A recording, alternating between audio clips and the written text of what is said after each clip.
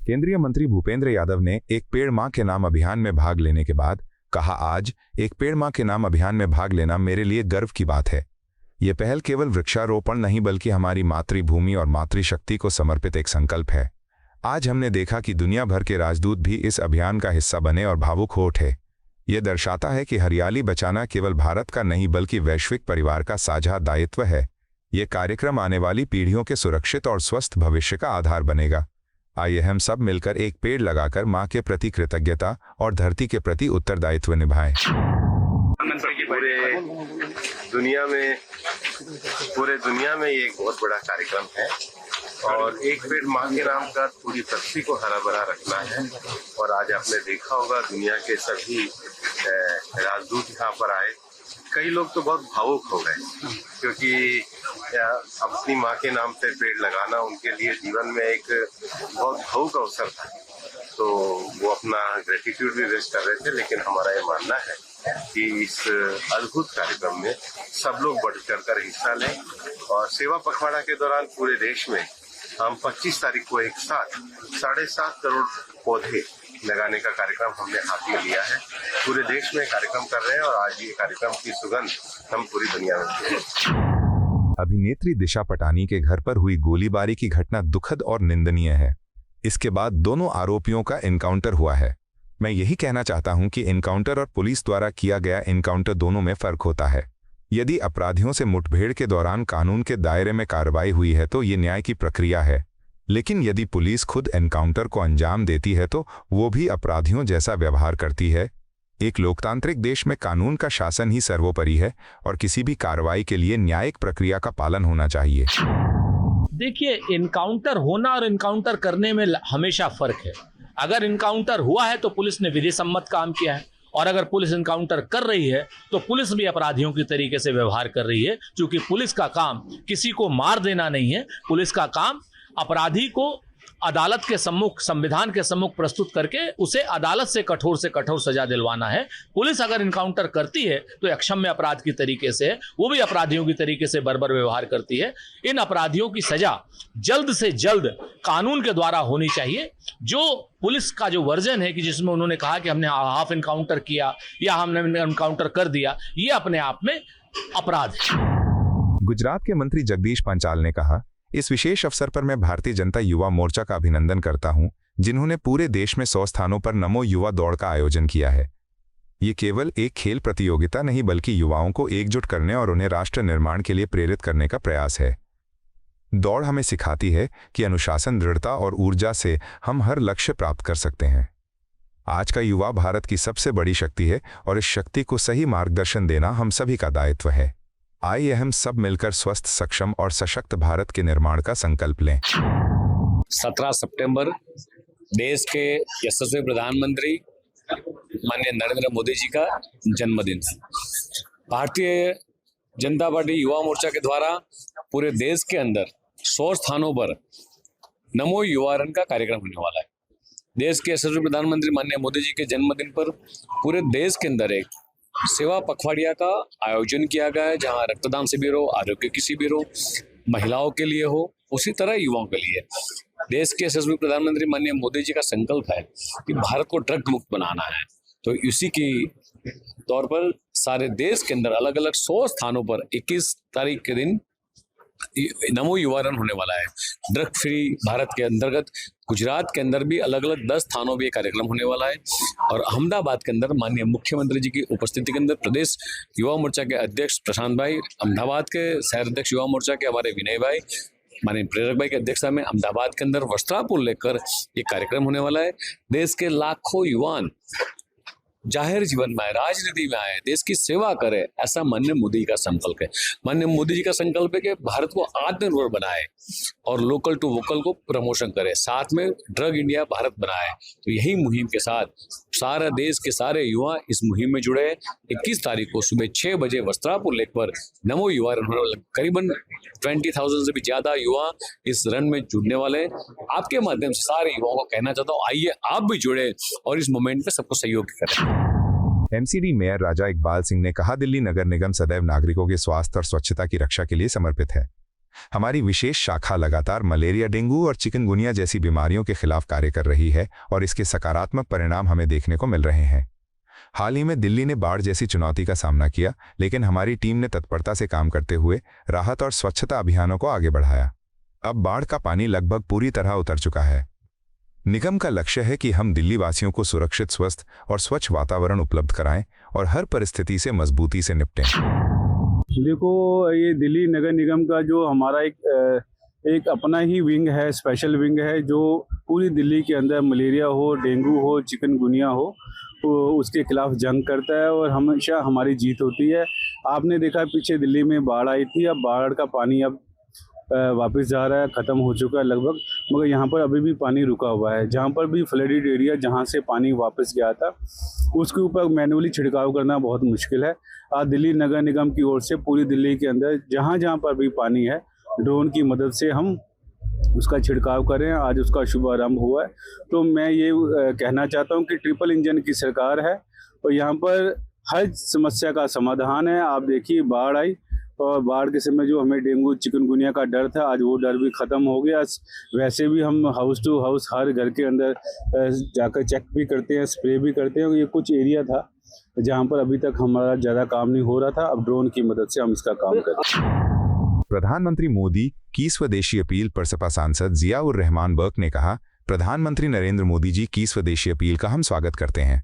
हम वही चाहते हैं जो प्रधानमंत्री चाहते हैं, लोग स्वदेशी उत्पादों को अपनाएं और देश की अर्थव्यवस्था को मजबूती दें। लेकिन हमारी सोच इससे भी आगे है। हम चाहते हैं कि स्वदेशी वस्तुएं केवल भारतीय नागरिक ही न खरीदें, बल्कि विदेशों में भी भारतीय उत्पादों का सम्मान और उपयोग हो। भारत की आत्मनिर्भरता तभी पूर्ण होगी जब हमारा सामान वैश्विक बाजार में मजबूत पहचान बनाएगा। इसलिए स्वदेशी को अपनाना ही नहीं, बल्कि इसे दुनिया तक पहुंचाना ही हमारा असली लक्ष्य होना चाहिए। हम तो ये चाहते हैं, जो प्रधानमंत्री जी ने कहा है कि स्वदेशी सामान खरीदें, हम तो चाहते हैं कि सिर्फ भारत ही स्वदेशी सामान नहीं, भारत के नागरिक ही स्वदेशी सामान नहीं खरीदें, बल्कि भारत का बना हुआ सामान दूसरे देश के भी लोग खरीदें। लेकिन ये कैसे, आजकल तो इसका उल्टा होता जा रहा है। जो विदेशों के अंदर हमारा सामान जाता था, जो एक्सपोर्ट होता था, वो लगभग बंद के कगार पर होता चला जा रहा है। उसका क्या कारण है, आप लोग भी अच्छी तरह से वाकिफ़ हैं। जिस प्रकार से अमेरिका ने उस पर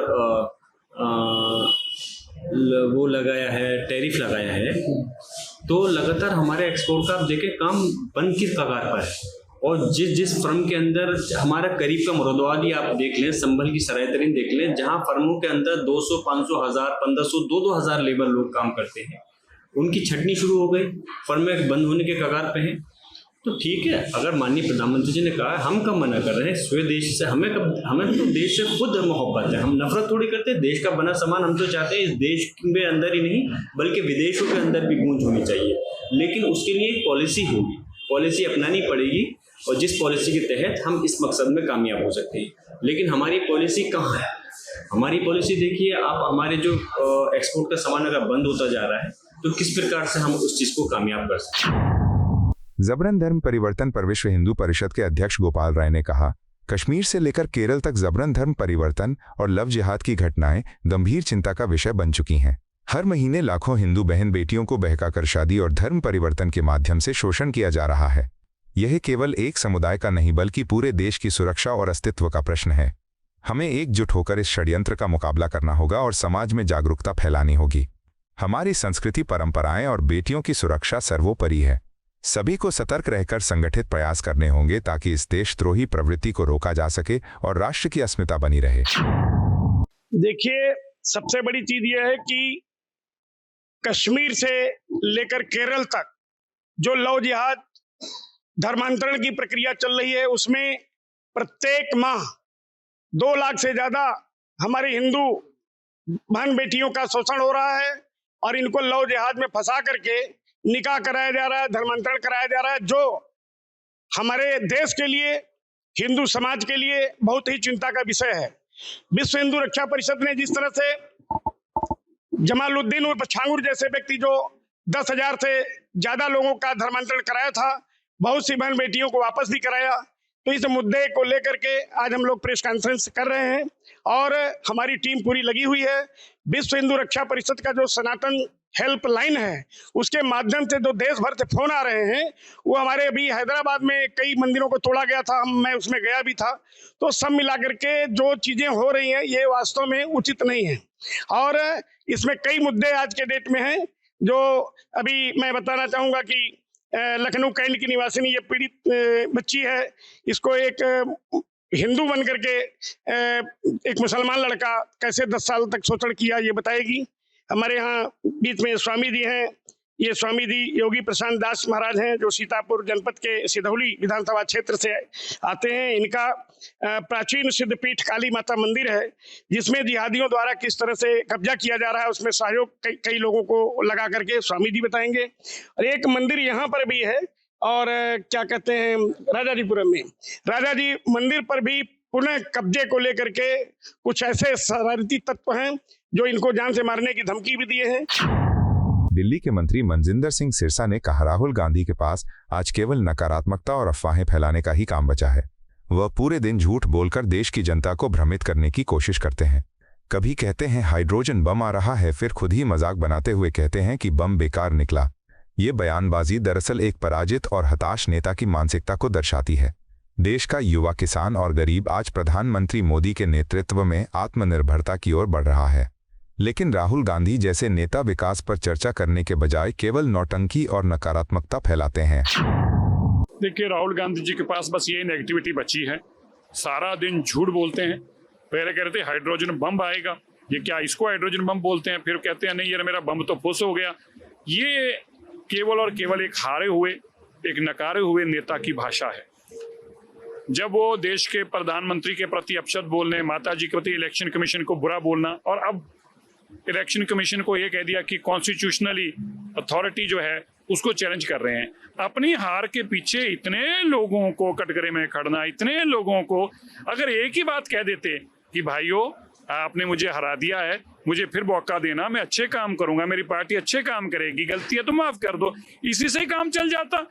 लेकिन सभी को पहले कहा हाई कोर्ट गलत, फिर कहा सुप्रीम कोर्ट गलत, फिर कहा इलेक्शन कमीशन गलत, ईडी गलत, सीबीआई गलत।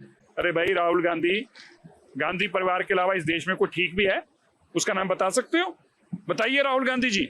आपने इलेक्शन कमीशन को कटघरे में खड़ा करा, आपने कोर्टों को कटघरे में खड़ा करा, आपने राष्ट्रपति जी को कटघरों में खड़ा करा, आपने उपराष्ट्रपति जी को कटघरों में खड़ा करा। आपके अलावा इस देश में सभी गलत हैं और ठीक कौन है? जो हाइड्रोजन बम फेंकते हैं। क्या यार ये मानसिकता राजनेताओं की सोच है? ये किसी भी जिस आदमी के मन में भावना सेवा किया वो ऐसी भावनाओं से बातें नहीं करता। इससे बताता है कि अभी भी वो ओछी राजनीति में ही यकीन करता है। राहुल गांधी के लोकतंत्र के विध्वंसकों को बचाने वाले मुख्य चुनाव आयुक्त वाले बयान पर भाजपा सांसद रविशंकर प्रसाद ने कहा, राहुल गांधी बार बार ऐसे बयान देते हैं जो उनकी संविधान और कानून की समझ पर प्रश्न खड़े करते हैं। उन्होंने मुख्य चुनाव आयुक्त को लेकर जो आरोप लगाए हैं वे पूरी तरह निराधार हैं। सुप्रीम कोर्ट तक गए लेकिन अदालत ने कहीं कोई रोक नहीं लगाई। ये साफ है कि राहुल गांधी को न तो न्यायपालिका की मर्यादा का ज्ञान है और न ही लोकतंत्र की गरिमा का। वोट न मिलने की हताशा में वे प्रधानमंत्री पर अपशब्दों का प्रयोग करते हैं, लेकिन देश की जनता समझदार है। ऐसे गैर जिम्मेदाराना वक्तव्यों से जनता कभी भी कांग्रेस के पक्ष में नहीं जाएगी। राहुल गांधी संविधान समझते हैं। सुप्रीम कोर्ट गए ना, सुप्रीम कोर्ट ने सब दिशा निर्देश किया ना, कोई स्टे किया क्या? न कानून समझते हैं, न सुप्रीम कोर्ट के आदेश को समझते हैं, खाली संविधान किए रहते हैं। मोटी बात बहुत साफ है, राहुल गांधी को वोट नहीं मिलता तो हम क्या करें? और उनके इस लक्षण से और इस आचरण से, जिस तरह की वो बदजुबानी करते हैं, जिस तरह से प्रधानमंत्री विपक्ष पर हमले करते हैं, देश उनको कभी नहीं वोट देगा। मैं एक ही बात कहूंगा कि वो विपक्ष के नेता हैं, अपनी क्षमता से हैं कि परिवार के कारण है, लोग देश जानता है, लेकिन जब आप विपक्ष के नेता हैं तो कुछ तो संस्कारित बनिए, कुछ तो अच्छी भाषा का प्रयोग करिए। 14 से बोल रहे हैं कि सब मोदी जी की जीत फर्जी है, क्या मतलब है इसका? कुछ समझते हैं आप? राहुल गांधी इस देश की जनता का अपमान, राहुल गांधी इस देश के वोटर्स का अपमान कर रहे हैं। नरेंद्र मोदी को इतना वोट दिया, जिताया, तो अब नहीं समझते हैं कि जनता फिर जवाब देगी। ऐसा है, वो कोई बम ला दे, जैसे एक फुस हो गया ना, पटाखा निकला कर्नाटक वाला, ये भी फुस हो जाएगा। लेकिन सवाल ये है कि ना आपको संवैधानिक संस्था पर विश्वास, ना आपको चुनाव आयोग पर विश्वास, ना आपको कोर्ट पर विश्वास है, ना आपको मीडिया पर विश्वास है। आपको कहते हैं गोदी मीडिया, किस पर विश्वास है? सब जो राहुल गांधी कहेंगे वही सही होगा क्या? मैं बहुत भर्त्सना करता हूं। धन्यवाद। मध्य प्रदेश के मुख्यमंत्री मोहन यादव ने प्रधानमंत्री मोदी की स्वदेशी अपनाने की अपील पर कहा, प्रधानमंत्री नरेंद्र मोदी जी ने कल धार में कपास किसानों को ऐतिहासिक सौगात दी और साथ ही देशवासियों से स्वदेशी अपनाने का आह्वान किया।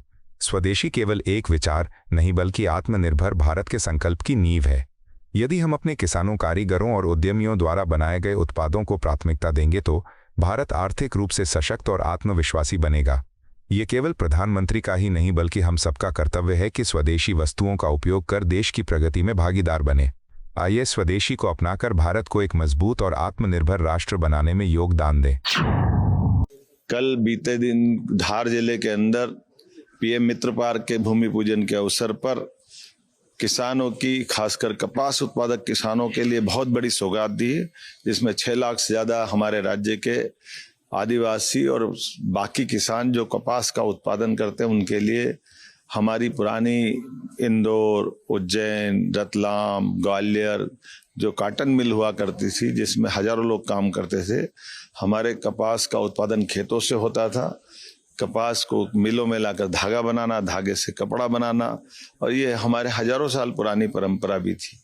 लेकिन बीच में कांग्रेस की कुनीतियों के कारण से मिलें बंद होती गई, किसान परेशान होते गए, कपास का उत्पादन घटने लगा, कपास के उत्पादन पर लागत बढ़ने लगी। ऐसे में दोबारा हमारे खेतों में कपास लगे, कपास की खेती से कपड़ा बने, कपड़े का विदेश में निर्यात हो। इस अभियान को लेकर के इसी के साथ साथ स्वदेशी अपनाओ। जब हम आत्मनिर्भर भारत की बात करते हैं, सशक्त भारत की बात करते हैं, इसलिए माननीय प्रधानमंत्री जी ने इसमें एक मूल मंत्र स्वदेशी का जोड़ा है। स्वदेशी की भावना से ही आत्मनिर्भर भारत, सशक्त भारत बनेगा। हम सब अपने जीवन में कदम कदम पर कोई भी उत्पाद अगर कोई बाजार से खरीदते हैं वो हमारे प्रदेश का बना होना चाहिए, हमारे देश का बना होना चाहिए, जिससे उत्पादन इकाइयों में हमारे श्रमिकों का पसीना, उनकी मूल्य, उनकी कीमतें, खास करके हमारे आर्थिक इकोसिस्टम में हमारे देश के अंदर स्वदेशी ये देश को और प्रदेश को आगे बढ़ाने में बहुत बड़ी भूमिका अदा करेगा। इसलिए गर्व से कहो हम स्वदेशी हैं। स्वदेशी अपनाओ, मध्य प्रदेश मजबूत बनाओ, स्वदेशी अपनाओ, देश समृद्ध बनाओ। आइए हम सब स्वदेशी के इस आह्वान को सफल बनाने के लिए आगे बढ़ें। हम गांव-गांव जाएंगे, गली गली जाएंगे, हर दुकानदार से लगाकर हर एक बार त्योहार तक चारों तरफ स्वदेशी के माहौल का एक अभियान चलाने वाले हैं। मैं स्वयं भी स्वदेशी को अपनाने का संकल्प ले रहा हूँ, बाकी को भी प्रेरित करेंगे। आइए हम यथा योग्य हमारे तय किसी हालत में कोई भी चीज वापरे या अपने जीवन में उसका उपयोग करें तो उसका स्वदेशी होना हम सबके लिए बेहतर होगा। मेरी अपनी ओर से बहुत बहुत बधाई। कांग्रेस नेता मणिकम टैगोर के बयान पर भाजपा नेता शाहनवाज हुसैन ने कहा, गांधी परिवार ने केवल गांधी नाम धारण किया है, लेकिन महात्मा गांधी के आदर्शों और मूल्यों से उनका कोई सरोकार नहीं है।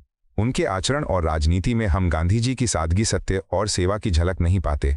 इसके विपरीत जब से प्रधानमंत्री नरेंद्र मोदी ने जिम्मेदारी संभाली है, उन्होंने लगातार महात्मा गांधी के स्वच्छता, आत्मनिर्भरता और सत्यनिष्ठा के संदेश को जन जन तक पहुंचाया है। आज पूरा देश स्वच्छ भारत अभियान जैसे प्रयासों से गांधी जी के सपनों को साकार करने की दिशा में आगे बढ़ रहा है।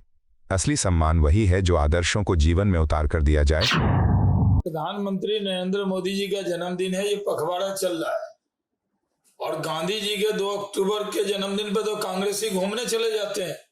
पूरे देश में स्वच्छता अभियान हम चलाते हैं, गांधी के विचारों को लेकर हम चलते हैं। ये लोग तो गांधी जी का नाम चुरा लिए हैं, और इन लोगों को तो राहुल गांधी, सोनिया गांधी, प्रियंका गांधी, इनको प्रमोट करना है। इंदिरा गांधी और फिरोज गांधी को प्रमोट करना है। इनको हमें इनको कहीं से नहीं लगता है कि महात्मा गांधी जी के विचारों को लेकर चलना है। कहीं से महात्मा गांधी के विचारों पर ये चल रहे हैं। 2 अक्टूबर को स्वच्छता अभियान होता है, वो कार्यक्रम होगा, महात्मा गांधी पर विचार गोष्ठी होती है। और जब से नरेंद्र मोदी जी प्रधानमंत्री बने हैं, महात्मा गांधी के विचारों को पूरे दुनिया में पहुंचाने का काम उन्होंने किया है। आपको यह वीडियो पसंद आया हो तो इसे लाइक करें, हमारे चैनल को सब्सक्राइब करें।